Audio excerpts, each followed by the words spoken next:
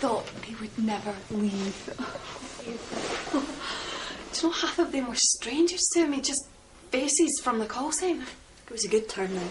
Howard must have been well liked. He must have had a lot of friends. Man like Howard never had any real friends, just work-associated acquaintances. You know, like the school bully.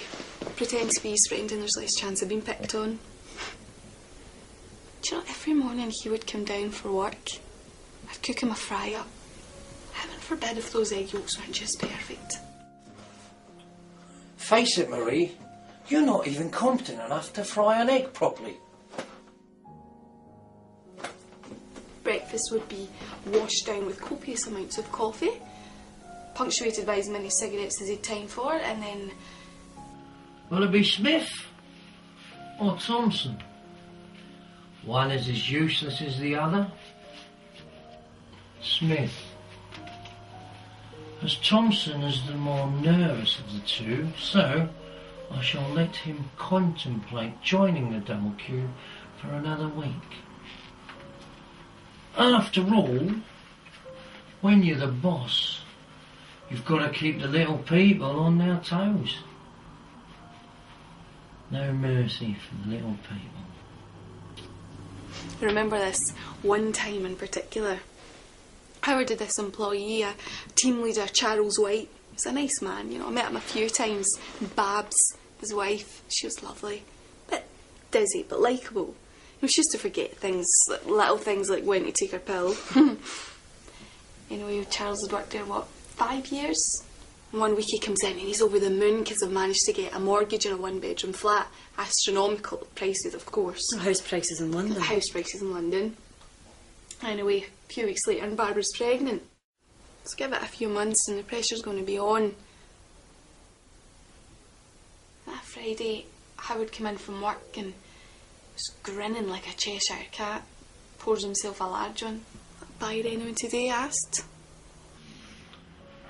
Since you asked, Charles' team didn't make their targets this week, so I'm afraid he just had to go.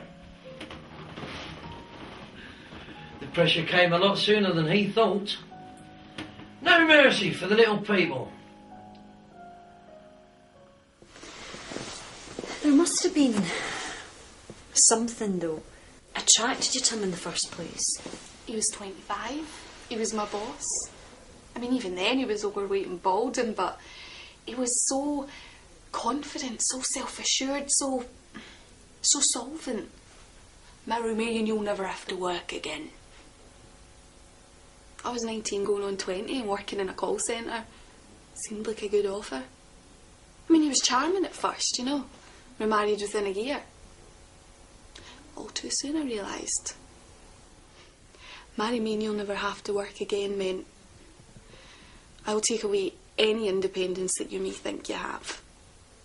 Be my wife meant I will do my best to isolate you from anyone you ever loved or cared for.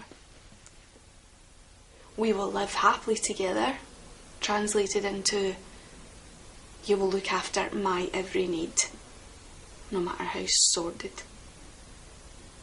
What is it they say, Tara? Marry for money and you'll earn every penny. It's been a long day. It's understandable that you're upset. All I ever wanted, Tara, all I ever wanted was a quiet life, just a quiet life with a few children. Well, I wasn't totally stupid. I knew something was wrong. He never gave me any peace and I never get pregnant. And then 5 years into our marriage, Howard, the macho man, the weekend warrior, or the Millwall casual, in a unusual moment of weakness and under the influence of several pints, a few whiskies and God knows what else, confesses to me that he is infertile. Turns out he fired blanks. As if he couldn't have told me that before he got married.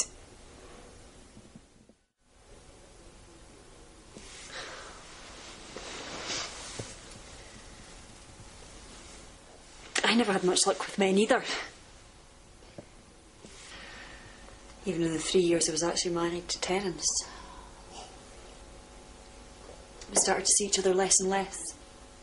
You know, a couple of go-getters too busy with their careers for a family.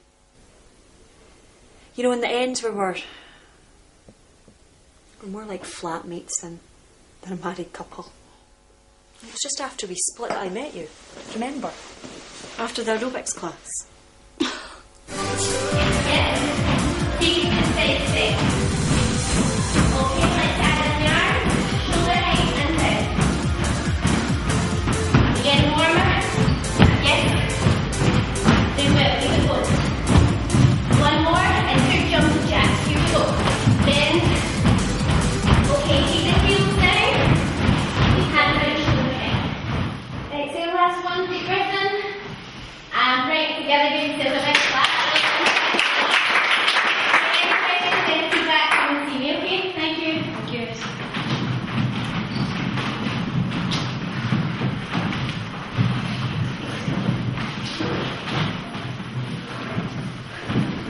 How do you do it?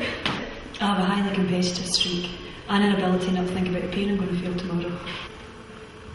Every week you manage to keep up with him, leaves the rest of us for dead. No pain, no gain. Anyway, I've had myself a gin and tonic. Do you want to join me? Oh, husband waiting at home. Look, it's all right. We can do it another time. No, to hell with him. I'll make time for one. Do you know the irony of that was? If it hadn't been for Howard always on at me about my weight, I wouldn't even have been there. I mean, I've never been bigger than a size 10, and for years I listened to, "You're overweight, you're letting yourself go, have you looked in a mirror recently?"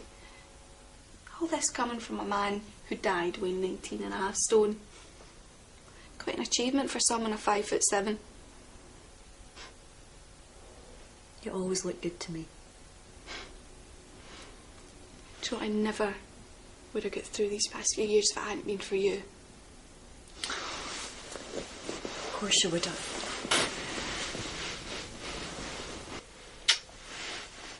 You're a survivor. So, you and Terence, it just sort of fizzled out?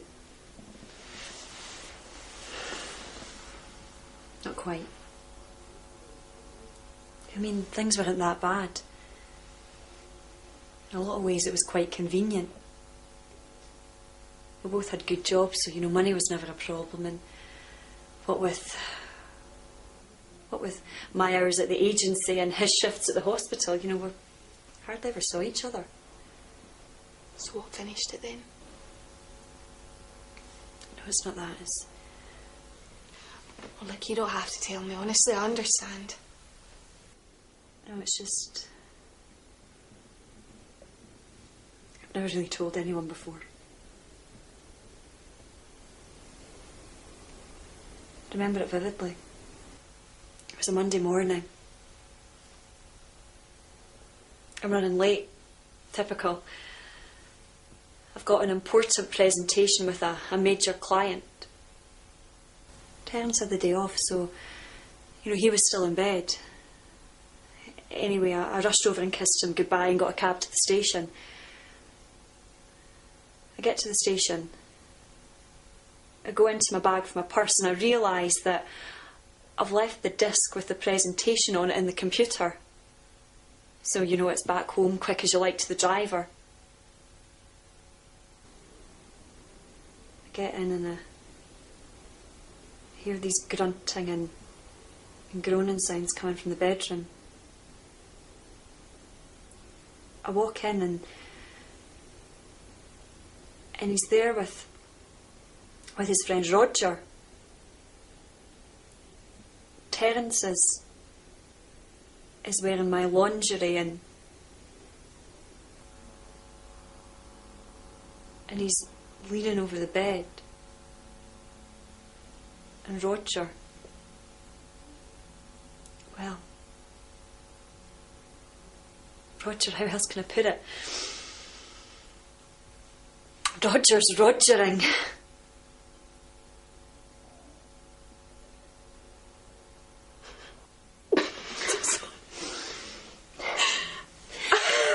It's all right to laugh about it now, but an hour later I had to deliver a professional presentation to a room filled with stony-faced men with that image fixed firmly in my head. So that was it. And as you can imagine, he didn't want his sordid little secret getting out. So I got the flat, and the official story was irreconcilable differences. Well, it's good to know that men don't always get it their own way. They're not always that smart. What about all those Thursdays at Penelope's wine bar? Howard thought that we were at the bingo. Every week I'd bring home the same set of used books, grumbling about how I was waiting on one. Right up until I was spotted by that little tart Laura Smiley. She worked in the call centre. Oh, Howard enjoyed that. He made me sweat for a whole hour before he started. He was very thorough everywhere. Well, everywhere except the face. No mercy for the little people. You showed me the bruises. I would happily have taken a knife to that bastard. Look, I know you would have, but this worked out better like this. Do you think anyone will suspect? Suspect what? That I looked after and cared for him? He was never out of cigarettes. There was always an abundance of alcohol in the house, lots of coffee.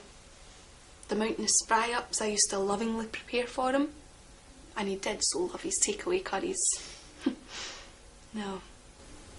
These past few years, I really looked after him. And even though he did balloon up to 19.5 stone, I assured him he still looked great to me. But what with such a busy job and stressful life, well...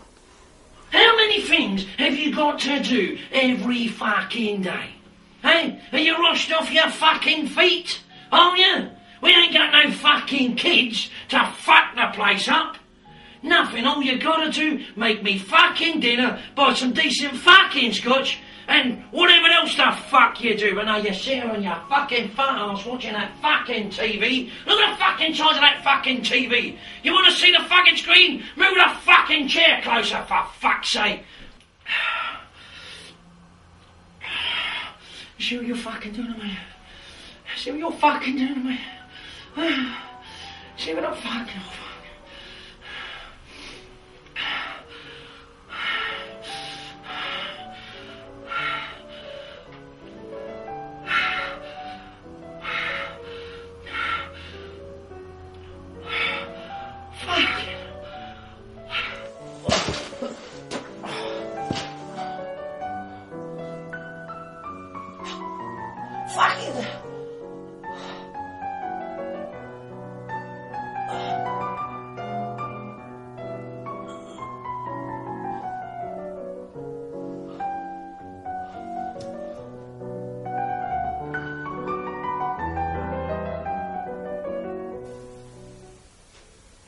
No mercy for the big person.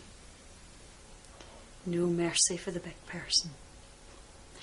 Do you know what, I was tempted to up his life insurance, but I thought that might have been a bit too obvious. Not to worry, I'm quite sure the 250,000 I did have them insured for will be enough to take the two of us round Europe for a few months and still leave a few bob just in case the gas runs out. I'll sublet the flat. Move in with you. We should be more than comfortable. I give you a toast. To Howard Matthew Sloane, a true bastard. So self-assured, so confident, so blinded by his own importance that he forgot one very important thing. It's not always a good idea to fuck with the little people.